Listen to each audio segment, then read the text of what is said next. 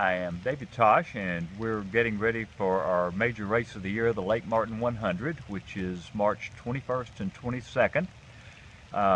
We will be headed down next week to go. Actually, we're headed down tomorrow to go get everything ready. We'll be there all week getting ready to put on this race. It's quite a job. We've got 25 miles of trails to get ready for the race. David, can you talk about the trail, how the Russell Forest trail system looks like at this time of the year? Sure.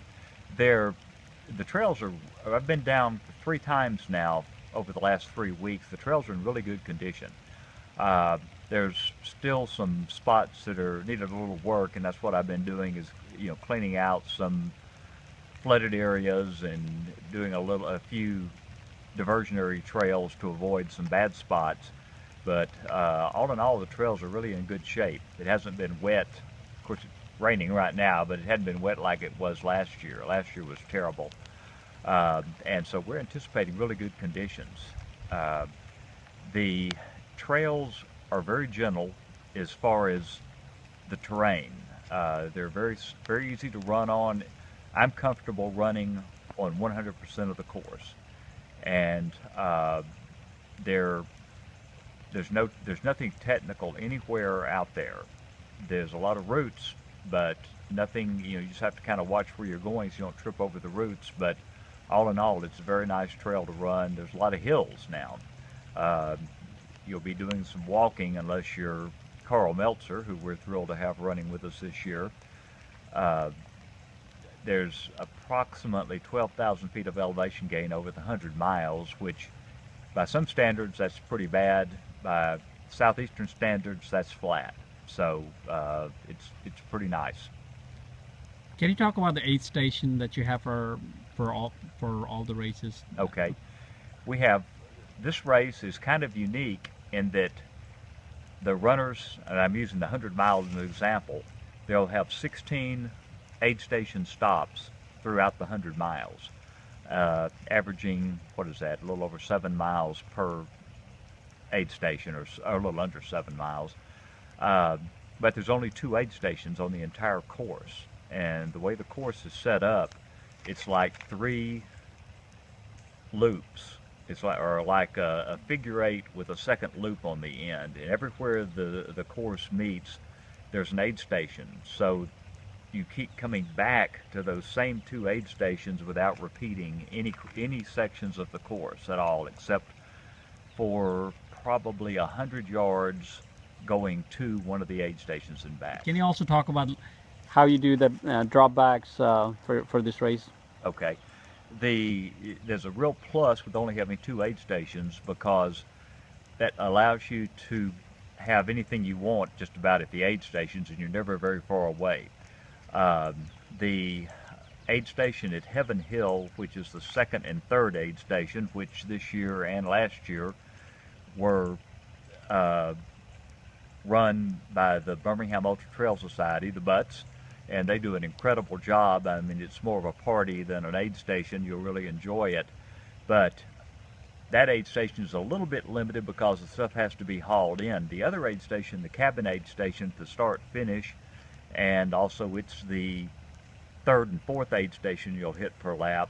You can bring anything you want to the aid station because you carry it in and position it yourself. We don't have to move it. So if you want to bring in a coffin-sized cooler, feel free.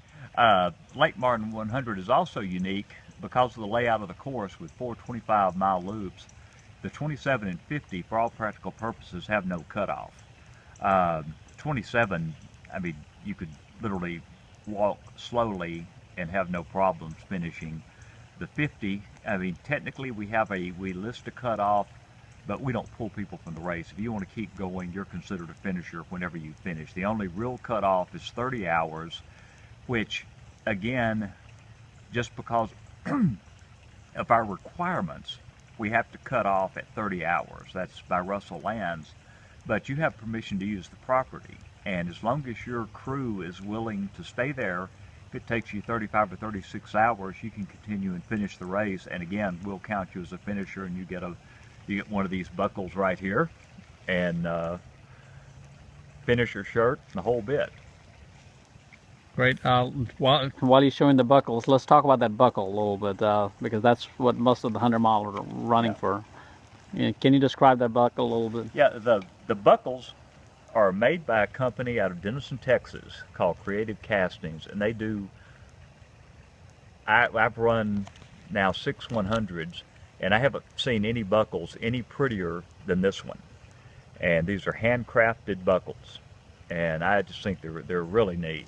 And so I think it's worth coming out and suffering through 100 miles. One thing that's a little bit unique about our race is as runners start to finish, which will probably be sometime after midnight, we start a grits bar, and we have grits, eggs, waffles,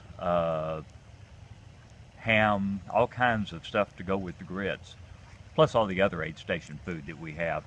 And so you're able to even though the grits bar is actually for finishers, because we're preparing it right there at the aid station, if you're coming in on your third lap and you'd like some hot grits, just feel free to come right on in and have hot grits or a waffle or whatever.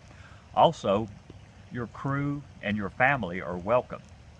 We don't limit our food at the finish to just the runners. So everybody in your group's welcome to come in and have hot grits and waffles and sit in there and warm up a little bit in our tent or in the cabin, which we'll have a fire going in the cabin to keep things a little warm, even if it's cold. We want to invite all of you to come out and join us March 21st and 22nd for the Lake Martin 100, and don't forget the 50-mile and the 27-mile fun run. Registration's still open on all races. We have a pretty good crowd. It's better than last year. We're well over 150 runners at this point. And you're welcome to come out to the lodge Friday night. And if you want to register, we'll have registration open starting at 2 o'clock Friday afternoon.